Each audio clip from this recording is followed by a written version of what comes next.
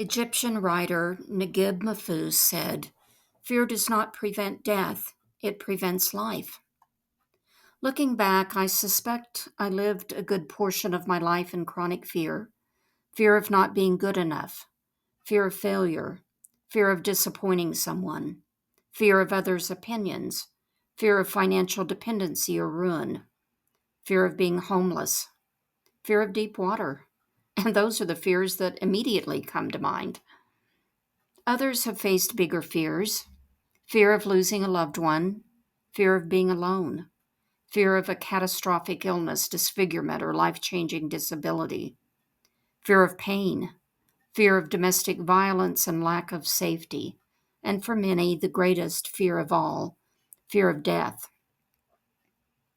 I believe we all have fears. Some we've acknowledged and others we haven't.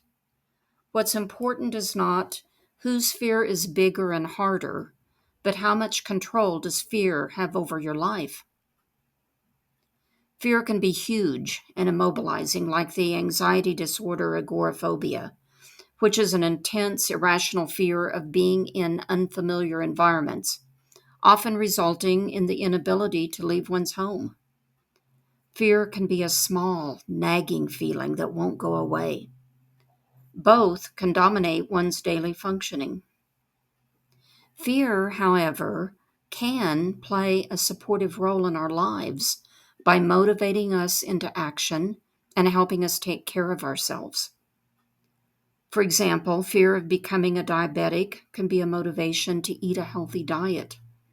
Fear of becoming stranded in a blizzard is a motivation to not travel during a winter weather advisory.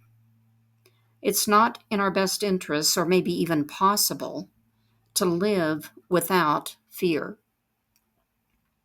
So a more accurate title for this blog would be "Learning to Live Without Fear Controlling My Life," because fear prevents us from living life and living it to the fullest extent possible. Mario de Andrade, Brazilian poet and a founder of Brazilian modernism, shares these beautiful words from his poem, "My Soul Has a Hat," about living life to the fullest. I counted my years and realized I have less time to live by than I have lived so far. I feel like a child who won a package of candies. At first he ate them with pleasure, but when he realized there was little left, he began to taste them intensely. I no longer have time for endless meetings where statute, rules, procedures, and internal regulations are discussed, knowing nothing will be done. I no longer have the patience to stand absurd people who, despite their chronological age, have not grown up. My time is too short. I want the essence. My spirit is in a hurry. I do not have much candy in the package anymore.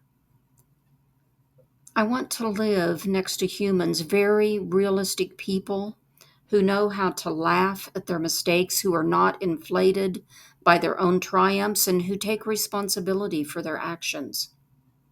In this way, human dignity is defended, and we live in truth and honesty. It is the essentials that make life useful.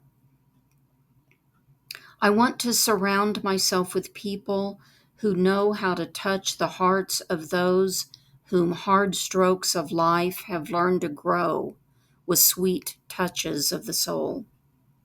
Yes, I'm in a hurry. I'm rushing to live with the intensity that only maturity can give. I do not intend to waste any of the remaining desserts. I am sure they will be exquisite, much more than those eaten so far. My goal is to reach the end, satisfied and in peace with my loved ones and my conscience. We have 2 lives, and the second one starts when you realize you only have one.